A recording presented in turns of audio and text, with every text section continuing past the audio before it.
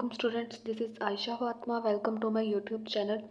तो स्टूडेंट्स, जैसा कि आपको पता है कि हम लोग क्लास 11th फिज़िक्स की न्यू बुक पढ़ रहे हैं, Punjab education curriculum training and assessment authority. और इस न्यू बुक को लेकर हम लोगों ने चैप्टर नंबर 2 स्टार्ट किया हुआ है, जिसका आज हम लोग न्यूमेरिकल नंबर 2.9 पढ़ेंगे। न्यूमेरिकल नंबर 2.9 स्टार्ट करने से पहले आप लोगों से रिक्वेस्ट है कि प्लीज़ चैनल को सब्सक्राइब कर दें।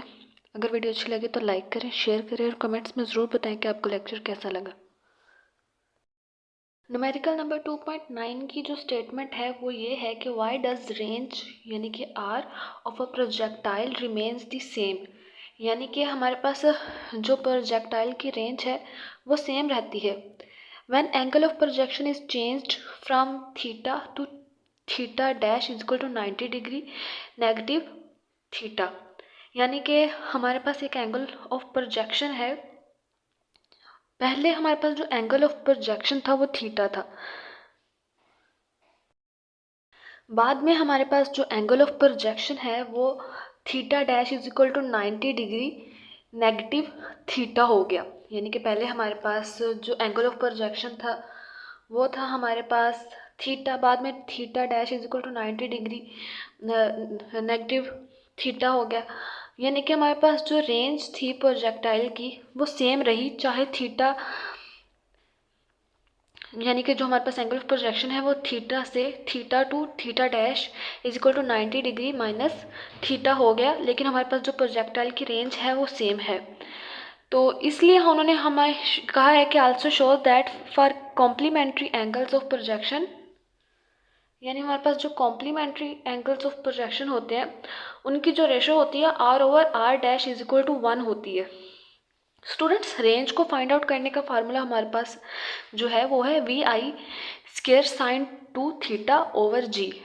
जब हम वही फार्मूला हम लोग थीटा डैश के लिए लिखेंगे तो थीटा की जगह हम लोग थीटा डैश लिख देंगे। यानी कि हमारे पास अगर रेंज को फाइंड आउट करने का फार्मूला है R is equal to V I square sine 2 theta by G, तो अगर हम लोग ये फार्मूला हम लोगों ने आर के लिए लिखा है, अगर यही फार्मूला हम लोग आर डैश के लिए लिखें तो आर डैश के लिए लिखा है तो यहाँ पर थीटा के ऊपर भी हम लोग डैश लिख देंगे।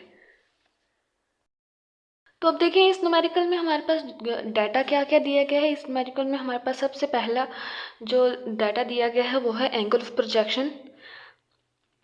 पहले उसका जो एंगल ऑफ प्रोजेक्शन था हमारे पास थीटा था, बाद में हमारे पास एंगल ऑफ प्रोजेक्शन जो है वो theta dash is equal to 90 degree minus theta हो गया। और हमारे पास जो वेलोसिटी आई है वो हमारे पास v आई है, और जो हमारे पास एक्सेलरेशन ड्यू टू ग्रेविटी है वो हमारे पास g है। ये हमारे पास जो है इसका सारा डाटा है। फाइंड आउट हम लोगों ने क्या करना है, कॉम्प्लीमेंट्री एंगल्स ऑफ प्रोजेक्शन की जो रेशो होती है वो आर ओवर आर डैश होती है इज इक्वल टू 1, जो कि 1 की इक्वल होती है। पहली जो चीज़ हम लोगों ने इस न्यूमेरिकल में पूछी गई है जो कि हम लोगों ने फाइंड आउट करनी है वो ये है कि हमारे पास रेंज सेम कैसे रहती है, चाहे एंगल ऑफ प्रोजेक्शन जो है वो थीटा से theta dash is equal to 90 degree minus dash में चेंज हो जाता है, तो रेंज सेम कैसे रहती है। और कॉम्प्लीमेंट्री एंगल्स के लिए कॉम्प्लीमेंट्री एंगल्स ऑफ प्रोजेक्शन जो है वो उनकी ratio R over R dash is equal to 1 कैसे होती है। तो चलिए इसका सोल्यूशन देखते हैं। न्यूमेरिकल नंबर 2.9 है तो इसकी हम लोगों ने स्टेटमेंट पढ़ ली, जिसमें हमारे पास जो गिवन डाटा है जो हमें दिया गया है वो है एंगल ऑफ प्रोजेक्टाइल जो हमारे पास है। एंगल ऑफ प्रोजेक्शन जो है वो हमारे पास थीटा है और theta dash is equal to 90 degree minus theta है। जो हमारे पास प्रोजेक्टाइल की वेलोसिटी है वो हमारे पास वी आई है, और हमारे पास जो एक्सेलरेशन ड्यू टू ग्रेविटी है वो जी है। हम लोगों को रिक्वायर्ड क्या क्या चीज़ें जो चीज़ें हमें फाइंड करनी है वो ये है कि show that ranges are equal, ranges हमारे पास इक्वल हैं, और prove that R over R dash is equal to 1, और हमारे पास आर ओवर आर डैश जो है वो 1 के इक्वल है। सोल्यूशन हम लोग देख लेते हैं। इसके सोल्यूशन में हमारे पास सबसे पहली जो चीज़ है कि when angle of projectile is theta, जब हमारे पास एंगल ऑफ प्रोजेक्टाइल है वो थीटा है तब हम लोग जो रेंज के लिए फार्मूला लिखते हैं वो R is equal to V I के साइन 2 थीटा ओवर जी है। लेकिन जब हमारे पास एंगल ऑफ प्रोजेक्टाइल जो है वो थीटा डैश है तो तब हम लोग रेंज के लिए जो फार्मूला लिखते हैं वो तब हम लोग रेंज के लिए फार्मूला जो लिखते हैं, जहाँ पर हम लोग थीटा डैश, जब हमारे पास एंगल ऑफ प्रोजेक्टाइल या एंगल ऑफ प्रोजेक्शन जो थीटा डैश होता है, तब हमारे पास आर के ऊपर भी हम लोग डैश लगा देते हैं। ठीक है, अब देखें हम लोगों ने अभी डाटा में पढ़ा, तो जो थीटा है हमारे पास 90 डिग्री माइनस थीटा की इक्वल है। तो फिर हम लोग यहाँ पर थीटा की वैल्यू जो पुट करेंगे, तो थीटा की वैल्यू हम लोगों ने, थीटा डैश की वैल्यू सॉरी हम लोगों ने यहाँ पर पुट कर दी। थीटा डैश हमारे पास 90 डिग्री माइनस थीटा की इक्वल होता है।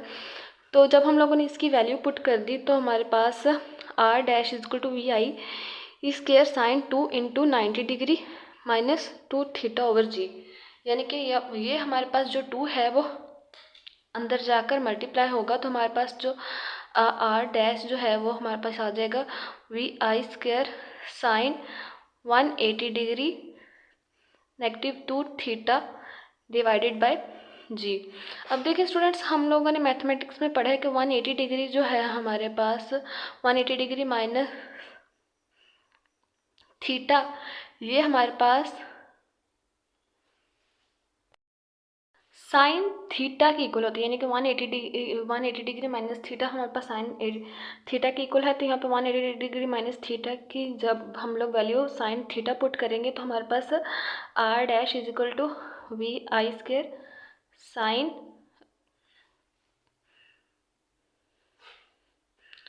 2 साइन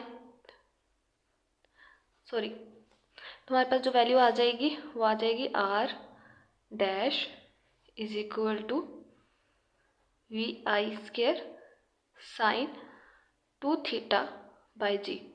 तो स्टूडेंट्स अब देखें यहाँ पर हमारे पास आर की वैल्यू भी वही आ गई, फिर आर डैश की वैल्यू भी वही आ गई। तो हमारे पास आर और आर डैश जो है वो सेम है। यही चीज़ जो है हमारे पास नेक्स्ट हम लोग ने एक्सप्लेन की है एक नीट मैनर में, कि हमारे पास आर डैश जो है वो इक्वल है V I sine into 180 degree negative 2 theta by G. जब 2 हम लोग मल्टीप्लाई हो गया था अंदर, तो 180 नेगेटिव थीटा जो है वो, यानी कि साइन 180 डिग्री नेगेटिव थीटा जो है वो साइन थीटा के इक्वल है। तो जब हम लोगों ने वो वैल्यू यहाँ पे पुट की, तो हमारे पास V I square sine 2 theta divided by G आ गया, यानी कि हमारे पास जो आर और आर डैश की वैल्यू जो है वो सेम आई, इक्वल आई। तो range of projectile remain same when angle of projectile is change from theta to theta dash 90 degree minus theta, यानी कि हमारे पास जो एंगल है वो थीटा से theta dash is equal to 90 degree minus theta में जब चेंज होता है, तो रेंज जो है हमारे पास सेम रहती है। तो हमारे पास फॉर कॉम्प्लीमेंट्री एंगल जो होते हैं उनके लिए जो थीटा और थीटा डैश का जो सबमिशन होता है, यानी कि थीटा और थीटा डैश को जब हम लोग प्लस करें तो वो 90 डिग्री के इक्वल होता है। ठीक है, कॉम्प्लीमेंट्री एंगल में जब हम लोग थीटा और थीटा डैश को प्लस करते हैं तो वो 90 डिग्री के इक्वल होता है। अब हम लोग यहाँ से थीटा डैश को सेपरेट करने की कोशिश करें, तो थीटा डैश को सेपरेट करेंगे तो ये थीटा इधर प्लस हो रहा है, उधर जाके माइनस हो जाएगा। तो थीटा डैश हमारे पास 90 डिग्री माइनस थीटा के इक्वल आ गया। तो इक्वेशन 1 और इक्वेशन 2 को कंपेयर करके तो हमारे पास जो रेंज है थीटा और थीटा डैश पे वो इक्वल है। तो हमारे पास r is equal to R dash के इक्वल आ गया। तो उन्होंने कहा है कि हमारे पास जो कॉम्प्लीमेंट्री एंगल है उनकी रेशो 1 होती है। वो इसीलिए 1 होती है क्योंकि r और r डैश जो है वो इक्वल होते हैं। तो जब r डैश जो है वो इधर आके डिवाइड हो जाता है तो वो 1 की इक्वल आ जाता है। ठीक है, अब देखें यहाँ पे r is equal to R dash है, जब r इधर जाएगा तो इधर 1 बच जाएगा, तो r ओवर आर डैश जो 1 की इक्वल है। तो ये हमारे पास प्रूव हो गया, जो कॉम्प्लीमेंट्री एंगल्स हैं उनकी जो रेशो होती है वो 1 की इक्वल होती है, यानी कि r over R dash is equal to 1।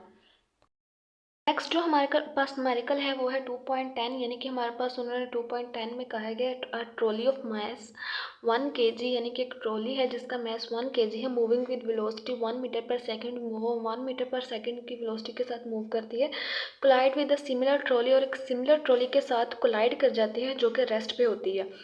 यानी कि अब देखिए हमारे पास जो पहली ट्रॉली है उसका मैस 1 kg है, और उसकी वेलोसिटी जो है 1 मीटर पर सेकेंड है। और जो हमारे पास दूसरी ट्रॉली है वो रेस्ट पर है, ठीक है। इस न्यूमेरिकल के दो केसेस हैं।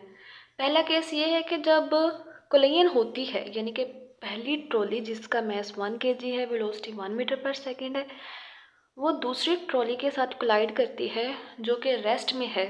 तो आफ्टर कोलिजन के जो है हमारे पास, आफ्टर कोलिजन जो फर्स्ट ट्रॉली है वो रेस्ट में आ जाती है, where as second trolley start moving with velocity of 1 metre per second. यानी कि जो पहली ट्रॉली है वो तो रेस्ट में आ जाती है, लेकिन जो दूसरी ट्रॉली होती है वो 1 मीटर पर सेकेंड यानी कि पहली वाली ट्रॉली की वेलोसिटी के साथ मूव करना शुरू हो जाती है इन द सेम डायरेक्शन, उसी डायरेक्शन में जिस डायरेक्शन में पहली ट्रॉली मूव करी थी। Show that it is an example of elastic collision. हमें ये शो करना है कि ये इलास्टिक कोलिजन की एग्जाम्पल है। इलास्टिक कोलिजन वो कोलिजन होती है जिसमें मोमेंटम और काइनेटिक एनर्जी जो है वो कंजर्व रहते हैं दोनों बॉडीज़ के। तो चलिए हम लोग पहले इसका फर्स्ट वाला केस जो है वो सॉल्व कर लेते हैं। डाटा में हम लोगों को बता दिया गया कि मैस ऑफ फर्स्ट ट्रॉली जो है वो मैस ऑफ सेकंड ट्रॉली के इक्वल ही है, यानी कि दोनों ट्रॉलीज़ का जो मैस है वो 1 kg है, लेकिन जो फर्स्ट ट्रॉली की वेलोसिटी है वो 1 मीटर पर सेकेंड है बिफोर कोलिजन, और जो वेलोसिटी है सेकंड जो ट्रॉली की जो वेलोसिटी है हमारे पास बिफोर कोलिजन वो 0 है, क्योंकि वो रेस्ट पे है। तो जो हमारे पास वेलोसिटी है फर्स्ट ट्रॉली की आफ्टर कोलिजन, उसको हम लोग वो v1 डैश से डोनेट करेंगे, यानी कि फर्स्ट ट्रॉली सेकंड ट्रॉली के साथ जब कोलाइड करती है तो वो रेस्ट में आ जाती है और सेकंड ट्रॉली जो है फर्स्ट ट्रॉली की वेलोसिटी के साथ मूव करना शुरू कर देती है। इसलिए आफ्टर कोलिजन जो सेकंड जो ट्रॉली है हमारे पास उसकी जो वेलोसिटी होगी वो 1 मीटर पर सेकेंड होगी, जिसको हम लोग v2 डैश से डिनोट करवा रहे हैं, यानी कि v1 डैश और v2 डैश आफ्टर कोलिजन वाली वेलोसिटीज़ हैं फर्स्ट एंड सेकंड ट्रॉली की, और v1 और v2 जो है वो फर्स्ट और सेकंड ट्रॉली की वेलोसिटीज़ हैं बिफोर कोलिजन। हमें जो चीज़ रिक्वायर्ड है हमें वो ये शो करना है कि show that collision is elastic, कि कोलिजन जो है हमारे पास इलास्टिक है। तो कोलिजन इलास्टिक है कि नहीं, पहले हम लोग इनका जो है मोमेंटम चेक कर लेते हैं, फिर हम लोग इनकी काइनेटिक एनर्जी देख लेते हैं। अगर दोनों चीज़ें कंजर्व्ड हुई, यानी कि दोनों चीज़ें सेम हुई, यानी कि बिफोर कोलिजन का जो मोमेंटम है और आफ्टर कोलिजन का जो मोमेंटम है वो सेम हुआ, और बिफोर कोलिजन की जो काइनेटिक एनर्जी है और आफ्टर कोलिजन की जो काइनेटिक एनर्जी है वो सेम हुई, तो फिर हमारे पास जो है वो कोलिजन इलास्टिक होगी, ठीक है। तो मोमेंटम जो है यानी कि कन्वर्सेशन ऑफ जो momentum according to law of conservation of momentum, momentum find out करने का फार्मूला है हमारे पास mv1 plus m2v2 sorry mv2 is equal to mv1 डैश प्लस mv2 डैश। m जो है मैस को डिनोट करवा रहा है। मैस तो उन्होंने बता दिया है कि फर्स्ट और सेकंड ट्रॉली का जो मैस है वो सेम है, इसलिए हम लोग यहाँ पर m1v1 नहीं लिख रहे हैं, mv1 ही लिख रहे हैं अकेला, और m2v2 नहीं लिख रहे, सिर्फ और सिर्फ mv2 लिख रहे हैं। तो जो हमारे पास जो मैस है वो दोनों ट्रॉलीज़ का 1 kg है। वेलोसिटीज़ बिफोर कोलिजन जो फर्स्ट ट्रॉली की वेलोसिटी है वो 1 मीटर पर सेकेंड है, लेकिन जो सेकंड ट्रॉली की जो वेलोसिटी है वो रेस्ट पे है, वो इसलिए उसकी 0 है। और आफ्टर कोलिजन जो फर्स्ट ट्रॉली की वेलोसिटी है वो ज़ीरो हो जाती है, यानी कि वो रेस्ट पे आ जाती है, लेकिन जो सेकंड ट्रॉली है उसकी जो वेलोसिटी है वो 1 मीटर पर सेकेंड होती है। तो जब हम लोग को ये वैल्यू सारी पुट की हम लोगों ने, मैस की जगह मैस की वैल्यू पुट की 1 kg, फिर वेलोसिटी जो है पुट की, जो बिफोर कोलिजन जो वेलोसिटी थी वो 1 मीटर पर सेकेंड थी, आफ्टर कोलिजन जो है वो 0 थी, और बिफोर कोलिजन जो फर्स्ट ट्रॉली की वेलोसिटी थी वो 1 मीटर पर सेकेंड थी, जो सेकंड ट्रॉली की जो वेलोसिटी है वो 0 थी, लेकिन आफ्टर कोलिजन जो फर्स्ट ट्रॉली की वेलोसिटी है वो 0 होगी, सेकंड ट्रॉली की वेलोसिटी हमारे पास 1 मीटर पर सेकेंड होगी। जब हम लोग ने ये सारी चीज़ें पुट की और मैस की जगह मैस पुट कर दिया 1 kg जो दोनों का सेम है, ठीक है, तो 1 kg 1 मीटर पर सेकंड के साथ जब मल्टीप्लाई हुआ तो 1 kg मीटर पर सेकंड बन गया। ये दोनों चीज़ें मल्टीप्लाई हुई तो वो 0 हो गया। ये दोनों चीज़ें जब मल्टीप्लाई हुई तो यहाँ पे 0 आ गया, और ये दोनों चीज़ें जब मल्टीप्लाई हो जाएंगी तो 1 kg मीटर पर सेकंड आ गया, ठीक है। यानी कि बिफोर कोलिजन जो मोमेंटम है वो भी 1 kg मीटर पर सेकेंड है, और आफ्टर कोलिजन जो मोमेंटम है वो भी 1 kg मीटर पर सेकेंड है, यानी कि हमारे पास जो मोमेंटम है वो कंजर्व्ड है, मोमेंटम हमारे पास जो है वो चेंज नहीं हुआ, मोमेंटम कंजर्व्ड है। हम लोग जो है वो काइनेटिक एनर्जी की कंजर्वेशन को चेक करेंगे। तो काइनेटिक एनर्जी की कंजर्वेशन के लिए हमारे पास जो इनिशियल काइनेटिक एनर्जी है उसका जो फार्मूला है हमारे पास 1/2 mv1 square plus 1/2 mv2 square है इनिशियल काइनेटिक एनर्जी। यानी कि v1 जो है वो फर्स्ट ट्रॉली की वेलोसिटी है बिफोर कोलिजन, और v2 जो है सेकंड ट्रॉली की वेलोसिटी है बिफोर कोलिजन। हम लोगों ने ये सारी वैल्यूज़ जब पुट की, मैथ तो आपको पता है कि दोनों ट्रॉलीज़ का सेम है 1 kg। जब हम लोगों ने ये सारी वैल्यूज़ पुट की तो ये तो वैसे ही ज़ीरो हो गया, क्योंकि ये 0 से मल्टीप्लाई हुआ और ये इससे 1/2 से मल्टीप्लाई हो रहा था, तो ये सारी वैल्यू तो वैसे ही ज़ीरो होगी। लेकिन इस वैल्यू को जब हम लोगों ने सॉल्ट आउट किया तो हमारे पास 0.5 kg मीटर स्क्वायर पर सेकंड स्क्वायर आया, जो कि जाउल की इक्वल है। तो हमारे पास जो इनिशियल काइनेटिक एनर्जी है वो 0.5 जाउल की इक्वल आ गई। इसको हम लोगों ने इक्वेशन 1 का नाम दे दिया। ठीक है, final kinetic energy find out करनी है हम लोगों ने। तो v1 डैश आ जाएगा जो कि फर्स्ट ट्रॉली की वेलोसिटी को डिनोट करेगा आफ्टर कोलिजन। v2 डैश आ जाएगा जो सेकंड ट्रॉली की वेलोसिटी को डिनोट करेगा आफ्टर कोलिजन। तो जब हम लोगों ने इनकी वैल्यूज़ पुट की कि आफ्टर कोलिजन जो v1 डैश है यानी कि जो फर्स्ट ट्रॉली की वेलोसिटी है वो 0 हो जाती है, लेकिन जो सेकंड ट्रॉली की वेलोसिटी है वो फर्स्ट ट्रॉली की वेलोसिटी के साथ मूव करना शुरू हो जाती है, जो कि 1 मीटर पर सेकंड है। तो फर्स्ट ट्रॉली की जो वेलोसिटी है वो 0 होगी, तो ये सारी वैल्यू 0 होगी। और सेकंड ट्रॉली की जो वेलोसिटी है वो जो कि 1 मीटर पर सेकंड हो जाती है, तो वो हमारे पास 0.5 kg मीटर स्क्वायर पर सेकंड स्क्वायर आ गया हमारे पास। तो फाइनल वेलोसिटी हमारे पास, फाइनल काइनेटिक एनर्जी जो है हमारे पास वो 0.5 जाउल आ गई, जिसको हम लोगों ने इक्वेशन 2 का नाम दे दिया। kg मीटर स्क्वायर पर सेकंड स्क्वायर जो है वो जाउल की इक्वल है। अब देखिए हमारे पास इक्वेशन 2 है और ये इक्वेशन 1 है। यहाँ पर इनिशियल काइनेटिक एनर्जी और फाइनल काइनेटिक एनर्जी जो है वो सेम है।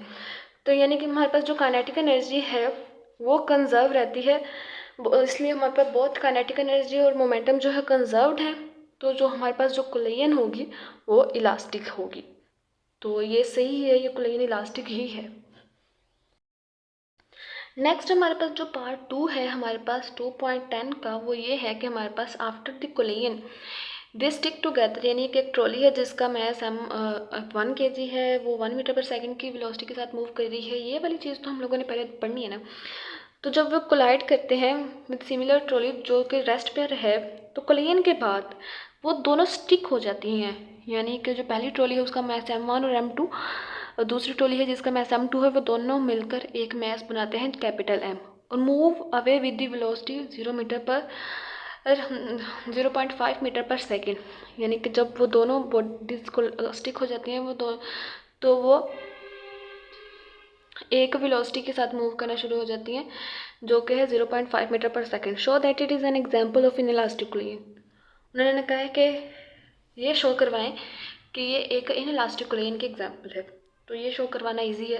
पहले हम लोग इसका मोमेंटम चेक करेंगे कि वो कंजर्व्ड है कि नहीं, फिर हम लोग इसकी काइनेटिक एनर्जी का चेक करेंगे कि वो कंजर्व्ड है कि नहीं। अगर वो कंजर्व्ड हुई तो वो इलास्टिक है, अगर वो कंजर्व ना हुई तो वो इलास्टिक है। यानी मोमेंटम तो कंजर्व्ड होता है ना, मसला काइनेटिक एनर्जी का होता है कि काइनेटिक एनर्जी कंजर्व्ड है कि नहीं। काइनेटिक एनर्जी सिर्फ इलास्टिक कोलिजन में जो है कंजर्व्ड रहती है। तो चलो हम लोग इसका सोल्यूशन देखते हैं। डाटा हमारे पास पहले जैसे ही लिखेंगे हम लोग के जो फर्स्ट ट्रॉली का मैस है और जो सेकंड ट्रॉली का मैस है वो हमारे पास 1 kg है, लेकिन जो फर्स्ट ट्रॉली है जिसकी वेलोसिटी हमारे पास जो बिफोर कोलिजन है उसको हम लोग v1 से डिनोट कर रहे हैं जो कि 1 मीटर पर सेकंड है, और जो सेकंड ट्रॉली है उसकी जो वेलोसिटी है बिफोर कोलिजन वो v2 = 0 है, यानी कि वो रेस्ट पे। जब वो दोनों स्टिक्स टुगेदर हो जाती हैं, यानी कि पहली ट्रॉली जब दूसरी ट्रॉली के साथ कोलाइड करती है वो एक दूसरे के साथ स्टिक हो जाती हैं, और उसलिए उनका जो मैस है वो उसका मैस m1 और m2 हम लोग उसको कैपिटल M से डिनोट करवाते हैं, जो कि 2 kg बन जाता है। यानी कि हमारे पास दोनों ट्रॉलीज जो हैं वो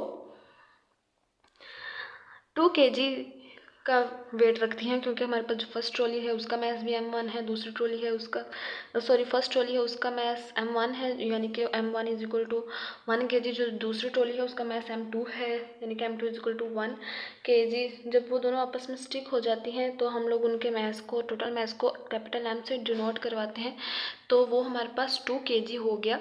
तो वेलोसिटी है कंबाइंड मैस की हमारे पास जब दोनों बॉडी जो है वो कंबाइन हो जाती है, उनकी जो वेलोसिटी है वो हमारे पास 0.5 मीटर पर सेकंड हो जाती है। तो जब हम लोग इसका सोल्यूशन लिखेंगे, रिक्वायर्ड हमें क्या है, यानी कि हम लोगों को फाइंड आउट क्या करना है कि show that collision is in elastic. हम लोगों को ये शो करना है कि कोलिजन जो है वो इन इलास्टिक है। तो conservation of momentum according to law of conservation of momentum mv1 plus mv2 is equal to mvf। v1 first trolley की velocity 1 metre per second, v2 first trolley की वेलोसिटी बिफोर कोलिजन 0 है, तो mess तो 1 kg है, 1 kg है। Before collision की बात हो रही है, ठीक है। तो जब हम लोग ने वैल्यूज़ पुट की और इस साइड पे हमारे पास जो मैस आफ्टर कोलिजन की बात हो रही है, यानी कि इस साइड पे आफ्टर कोलिजन जो दोनों बॉडीज़ का मैस है वो कैपिटल एम से डोनेट करवा रहे हैं, और जो फाइनल वेलोसिटी है वो वी एफ है। तो उसका जो मैस है दोनों बॉडीज़ का वो 2 kg होगा, final velocity 0.5 metre per second होगी। तो जब हम लोगों ने ये सारी वैल्यूज़ पुट की, सारी की सारी वैल्यूज़ पुट की, तो हमारे पास ये 0 था, इसके साथ मल्टीप्लाई हुआ तो वो ये भी 0 बन गया। तो सेकंड जो हमारे पास ये वैल्यू आई, ये इक्वेशन आई, यानी कि sorry 1 kg metre per second plus 0 is equal to 1 kg metre per second, यानी कि हमारे पास जो मोमेंटम है वो कंजर्व्ड है, ठीक है। क्योंकि बिफोर कोलिजन मोमेंटम भी 1 kg मीटर पर सेकंड आया है, और आफ्टर कोलिजन जो मोमेंटम है वो भी 1 kg मीटर पर सेकंड आया है, ठीक है। मोमेंटम तो कंजर्व्ड है। अब हम लोगों ने इसकी काइनेटिक एनर्जी कंजर्व्ड है कि नहीं वो देखना है। इनिशियल काइनेटिक एनर्जी जो है हमारे पास 1/2mv1 square plus 1/2mv2 square जो है, जब हम लोगों ने इसकी वैल्यूज पुट की, v1 जो है हमारे पास बिफोर कोलिजन जो है वो फर्स्ट ट्रॉली की वेलोसिटी है, v2 जो है वो सेकंड ट्रॉली की वेलोसिटी आफ्टर कोलिजन जो कि 0 है। जब हम लोगों ने ये सारी वैल्यूज पुट की तो हमारे पास जो इनिशियल काइनेटिक एनर्जी आ गई वो हमारे पास 0.5 किलोग्राम मीटर स्क्वायर पर सेकेंड स्क्वायर की इक्वल आ गई, जो कि हमारे पास जॉल की इक्वल है, इसलिए हम लोगों ने यहाँ पे जॉल लिख दिया। अब हम लोग फाइनल काइनेटिक एनर्जी जो है हमारे पास 1/2mvf है, क्योंकि 1/2mvf स्क्वायर, क्योंकि फाइनल काइनेटिक एनर्जी में दोनों बॉडीज़ का वो आपस में स्टिक होकर जो है वो मूव कर रही है, इसलिए उनका दोनों का जो मैस है वो उसको हम लोग कैपिटल एम से डिनोट करवाते हैं, जो कि 2 kg बन जाता है, और फाइनल वेलोसिटी जिससे वो मूव करते हैं वो 0.5 मीटर पर सेकंड होती है। जब हम लोगों ने यहाँ पे वैल्यूज़ पुट की तो वो हमारे पास 0.25 kg मीटर स्क्वायर पर सेकंड स्क्वायर आ गई। तो जब हम लोगों ने यहाँ पर पुट किया कि ये जाउल की इक्वल है, तो वो हमारे पास 0.25 जाउल आ गई, यानी कि हमारे पास फाइनल काइनेटिक एनर्जी 0.25 जाउल की इक्वल आ गई। अब देखिए ये हमारे पास इक्वेशन 2 है, ये इक्वेशन 1 है। यहाँ पर initial kinetic energy final kinetic energy एक दूसरे के इक्वल नहीं है, सेम नहीं है। तो मैं मतलब कि initial kinetic energy is not equal to final kinetic energy, so kinetic energy is not conserved since momentum is conserved but kinetic energy is not conserved, so collision is inelastic। तो ये collision हमारे पास inelastic है। Next है हमारे पास numerical 2.11। उसकी जो हमारे पास statement है कि एक रेलवे वैगन है जिसका जो मैस है हमारे पास एक रेलवे वैगन का वो 4 × 10⁴ kg है, जो कि 3 मीटर पर सेकेंड वेलोसिटी के साथ मूव कर रही है and collide with another wagon. वो एक दूसरी वैगन के साथ कोलाइड करती है जिसका मैस जो है वो 2 × 10⁴ kg है, वो जो कि रेस्ट पर है। वो स्टिक हो जाते हैं एक दूसरे के साथ एंड मूव ऑफ टुगेदर, फिर वो एक साथ मूव करना शुरू कर जाते हैं। फाइंड देयर कंबाइंड वेलोसिटी, उनकी कंबाइंड वेलोसिटी को फाइंड करें। अच्छा स्टूडेंट्स, उन्होंने यहाँ पे बड़ी सिंपल सी बात की है कि एक हमारे पास रेलवे वैगन है, यानी कि जो फर्स्ट वैगन है उसका जो मैस है वो 4 × 10⁴ kg है, ठीक है। वो मूव कर रही है 3 मीटर पर सेकेंड वेलोसिटी के साथ। वो एक दूसरी वैगन के साथ कंबाइन हो जाती है, यानी कि टकरा जाती है, जिसका मैस हमारे पास 2 × 10⁴ kg है, और वो रेस्ट पे ऊपर खड़ी है। वो जब पहली वाली वैगन दूसरी वाली वैगन के साथ टकराती है तो आपस में स्टिक हो जाती हैं, स्टिक टुगेदर हो जाती हैं और मूव ऑफ टुगेदर, एक साथ मूव करना शुरू कर जाती हैं। फाइंड देयर कंबाइंड वेलोसिटी, उनकी जो कंबाइंड वेलोसिटी है, यानी कि कंबाइंड होने के बाद वो जिस वेलोसिटी को जिस वेलोसिटी के साथ मूव करती हैं वही हम लोगों ने फाइंड आउट करनी है। डाटा देख लें कि जो फर्स्ट वैगन है उसका जो मैस है 4 मल्टीप्लाई बाय 10⁻⁴ kg है, वेलोसिटी उसकी 3 मीटर पर सेकंड है। और जो सेकंड वैगन है उसका जो मैस है हमारे पास 2 मल्टीप्लाई बाय 10⁻⁴ kg है और उसकी वेलोसिटी 0 है क्योंकि वो रेस्ट पे है। हम लोगों ने उसकी कंबाइंड वेलोसिटी फाइंड आउट करनी है। 2.11 जो है हमारे पास उसका जो डाटा है कि मैस ऑफ फर्स्ट वैगन जो है m1 जो है is equal to 4 multiply 10⁻⁴ kg है और जो वेलोसिटी है फर्स्ट वैगन की बिफोर क्रेन वो है v1 is equal to 3 metre per second है। जो सेकंड वैगन है उसका जो मैस है वो m2 is equal to 2 multiply by 10⁻⁴ kg है और जो उसकी जो वेलोसिटी है बिफोर क्रेन वो v2 है जो कि 0 के इक्वल है क्योंकि वो रेस्ट पर है। वो जब दोनों स्टिक हो जाती हैं आपस में they since both stick together so their combined mass जो उनका जो कंबाइंड मैस होता है वो m is equal to capital M is equal to m1 plus m2, यानी कि जब वो स्टिक हो जाती हैं तो उनका मैस एक ही हो जाता है। जो m1 का जो मैस है 4 मल्टीप्लाई 10⁻⁴ kg, फिर हम वो प्लस हो गया सेकेंड वैगन के मैस के साथ जो कि हमारे पास 2 मल्टीप्लाई 10⁻⁴ kg। जब ये दोनों प्लस हुए तो 6 मल्टीप्लाई 10⁻⁴ kg आ गया। तो इनका जो कंबाइंड मैस है उसको हम लोग कैपिटल M से डिनोट करवा रहे हैं। रिक्वायर्ड हमें क्या चीज़ है, कंबाइंड वेलोसिटी, यानी कि हम लोगों ने वेलोसिटी फाइंड आउट करनी है जो कि VF है, यानी कि फाइनल वेलोसिटी फाइंड आउट करनी है। तो according to the law of conservation of momentum m1 v1 plus m2 v2 is equal to mvf, ये वाला फार्मूला हम लोग यहाँ पे यूज़ करेंगे according to law of conservation of momentum वाला।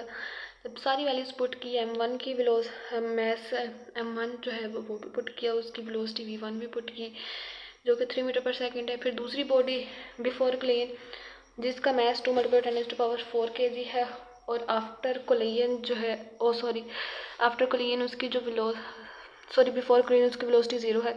तो ये 0 जब इसके साथ मल्टीप्लाई होगा तो ये पूरा 0 बन जाएगा, लेकिन जब ये 3 इसके साथ मल्टीप्लाई होगा तो 12 multiply by 10⁻⁴ kg metre per second होगा। VF हम लोगों ने फाइंड करना है, कंबाइंड मैस हम लोगों ने यहाँ पे पुट कर दिया है। VF को फाइंड आउट करने से सेपरेट करना है, इसलिए तो 6 मल्टीप्लाई बाय 10⁻⁴ kg जो है इसके साथ मल्टीप्लाई हो रहा है वो फिर इधर जाकर डिवाइड हो जाएगा। वो फिर जब इधर आकर डिवाइड हो जाएगा तो फाइनल वेलोसिटी हमारे पास जो है वो 2 मीटर पर सेकंड होगी। जब हम लोगों ने इसको फार्मूला कैलकुलेटर में पुट किया कि 12 multiply by 10⁻⁴ kg metre per second over 6 multiply by 10⁻⁴ kg, जब हम लोगों ने इसको डिवाइड किया तो फाइनल वेलोसिटी हमारे पास 2 मीटर पर सेकंड आ गई। तो कंबाइंड वेलोसिटी आफ्टर कोलिजन जो है वो हमारे पास 2 मीटर पर सेकंड आ गई। ये था हमारे पास न्यूमेरिकल नंबर 2.11। नेक्स्ट है हमारे पास न्यूमेरिकल नंबर 2.12। उसमें कहा गया है कि अ कार विद मैस, यानी कि एक कार है जिसका मैस है 575 kg moving at 50 metre per second, वो 50 मीटर पर सेकेंड की स्पीड के साथ मूव कर रही है। Smashes into a rear end of a car with the mass, जिसका मैस हमारे पास 1575 kg है, यानी कि 1575 kg है और वो मूव कर रही है 5 मीटर पर सेकेंड की वेलोसिटी के साथ इन दी सेम डायरेक्शन के साथ। स्टूडेंट्स देखें, ये हमारे पास एक कार है, यानी कि एक गाड़ी है, उसका जो मैस है हमारे पास वो 575 kg है। उसकी जो वेलोसिटी है हमारे पास वो है 5 मीटर पर सेकेंड। ठीक है, ये भी इस डायरेक्शन में मूव कर रही है और ये हमारे पास एक कार है जिसका मैस जो है वो ज़्यादा है, यानी कि हमारे पास उसका मैस 1575 kg है। ठीक है, उसकी जो वेलोसिटी है हमारे पास वो 5 मीटर पर सेकेंड है। ये भी इसी डायरेक्शन में मूव कर रही है। ये जो छोटी वाली कार है जिसका मैस कम है, ये जब इसके साथ स्मैश करेगी, यानी कि इसके साथ टकराएगी, क्योंकि इसकी वेलोसिटी ज़्यादा है 15 मीटर पर सेकेंड, इसकी वेलोसिटी कम है 5 मीटर पर सेकेंड। ये आहिस्ता चल रही है, ये तेज़ चल रही है। जब ये इसके साथ कोलाइड करेगी तो what is the final velocity if the raked car lock together, उसकी फाइनल वेलोसिटी का क्या होगी जब ये छोटे वाली कार जो है वो इसके साथ स्टिक हो जाएगी, और कितनी काइनेटिक एनर्जी जो है वो इन दोनों की कोलिजन में वो ज़ाया होगी, यानी कि लॉस होगा उसका। ये दोनों चीज़ें हम लोगों ने फाइंड आउट करनी है। फाइनल वेलोसिटी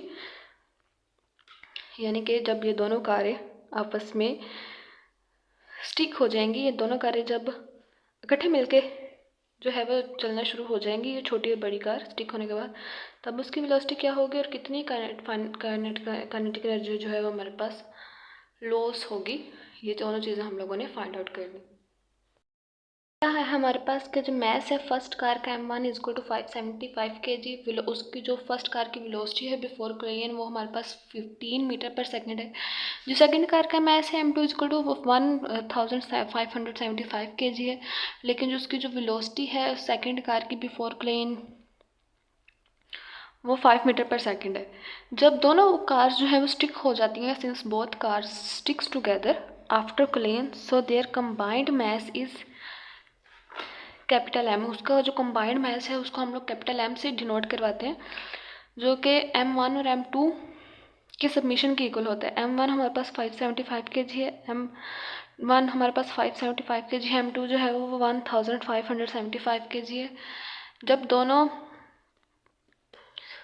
को हम लोग ऐड करेंगे तो हमारे पास जो कार आएगी, सॉरी जो मैस बनेगा हमारे पास इन दोनों मैसेस को कंबाइन करके, वो हमारे पास 2150 kg है। ठीक है, फाइंड आउट हम लोगों ने क्या करना है, final velocity of combined mass की जो फाइनल वेलोसिटी फाइंड आउट करनी है Vf, और लॉस इन काइनेटिक एनर्जी, और काइनेटिक एनर्जी में जो लॉस हुआ है वो फाइंड आउट करना है। Final kinetic energy find out करने के लिए हमारे पास अब सोल्यूशन देख लेते हैं। जो फार्मूला है वो हमारे पास है according to law of conservation of momentum, वो है हमारे पास m1v1 plus m2v2 is equal to mvf। ठीक है, ये जो कैपिटल M है वो m1 और m2 के मैस का कम्बिनेशन है। फाइनल वेलोसिटी हम लोगों ने फाइंड आउट करनी है, Vf को सेपरेट करना है, ये m इधर आके मल्टीप्लाई हो रहा है, इधर आके डिवाइड हो जाएगा, m1v1 plus m2v2 over m आ जाएगा। तो फाइनल वेलोसिटी जब हम लोगों ने इसमें सारी वैल्यूज पुट की तो फाइनल वेलोसिटी हमारे पास जो है वो हमारे पास जो m1 है, यानी कि m1 की जो हमारे पास वैल्यू है वो 575 kg है, v1 की वैल्यू हमारे पास 15 मीटर पर सेकंड है, m2 की जो वैल्यू है हमारे पास 1575 kg है, v2 की वैल्यू हमारे पास 5 मीटर पर सेकंड है। कैपिटल M की जो वैल्यू है जो कि कम्बिनेशन है हमारे पास कैपिटल m1 और m2 ये दोनों मैसेज का कम्बिनेशन है, उसकी जो वैल्यू हमारे पास 2150 kg आई है। ठीक है, जब हम लोगों ने इन दोनों वैल्यूज़ को मल्टीप्लाई करवाया, यानी कि 575 kg को 50 मीटर पर सेकंड से मल्टीप्लाई करवाया तो हमारे पास 8625 यानी कि 625 kg मीटर पर सेकंड आ गया। तो जब हम लोग 575 kg को जब 5 मीटर पर सेकंड के साथ मल्टीप्लाई करवाया तो हमारे पास 7875 kg मीटर पर सेकंड आ गया। ठीक है, जब हम लोगों ने इन दोनों को प्लस करवाया तो हमारे पास 16,500 kg मीटर पर सेकंड आ गया, ओवर हमारे पास 2150 kg आ गया। जब इन दोनों चीज़ों को हम लोगों ने डिवाइड करवाया तो हमारे पास जो फाइनल वेलोसिटी, अब देखिए ये हमारे पास यहाँ पे kg से कैंसिल आउट हो जाएगा, तो जो फाइनल वेलोसिटी हमारे पास आ गई वो हमारे पास जो है वो 7.67 मीटर पर सेकेंड आ गई। ये हमारे पास जो है वो फाइनल वेलोसिटी है। हम लोगों ने जो सेकंड चीज़ फाइंड आउट करनी है वो है हमारे पास loss in kinetic energy. Loss in kinetic energy को फाइंड आउट करने के लिए हम लोगों को पहले initial kinetic energy find out करनी है, फिर final kinetic energy find out करनी है, फिर इनिशियल काइनेटिक एनर्जी में से फाइनल काइनेटिक एनर्जी को माइनस करके हम लोग लॉस इन काइनेटिक एनर्जी को फाइंड आउट कर सकते हैं। अब देखिए initial kinetic energy find out करने का फार्मूला है हमारे पास 1/2 m1 v1 square plus 1/2 m2 v2 square. m1 जो है हमारे पास वो है 575 kg। v1 जो है हमारे पास 15 मीटर पर सेकेंड है, उसका स्क्वायर है हमारे पास। फिर m 1/2 आ गया। फिर हमारे पास जो m2 है वो है 1575 kg और v2 जो है हमारे पास 5 मीटर पर सेकेंड है, उसका स्क्वायर आ गया।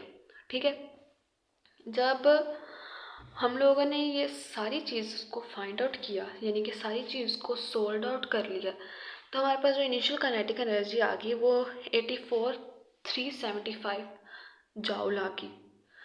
अब हमारे पास फाइनल काइनेटिक एनर्जी जो है हमारे पास, उसको फाइंड आउट करने का फार्मूला 1/2 mvf स्क्वायर है, क्योंकि जो कैपिटल M है वो m1 और m2 का कम्बिनेशन है।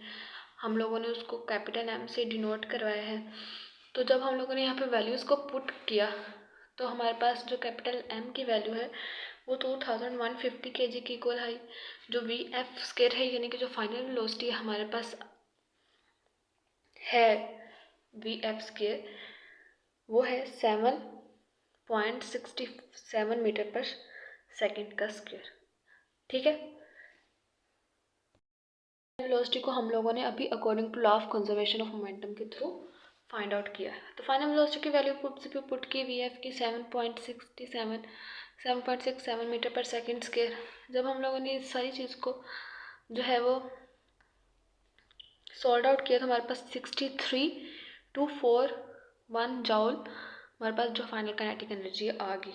अब हम लोगों ने लॉस इन काइनेटिक एनर्जी को फाइंड आउट करना है, तो इनिशियल काइनेटिक एनर्जी में से फाइनल काइनेटिक एनर्जी को जब फाइंड आउट करें, माइनस करें, तो हमारे पास जो है वो जो लॉस इन काइनेटिक एनर्जी है वो हमारे पास 21134 जॉउल आ गया। जब हम लोगों ने इसको साइंटिफिक नोटेशन में लिखा तो 2.1134 मल्टीप्लाई बाय 10⁻⁴ जॉउल हमारे पास आ गया।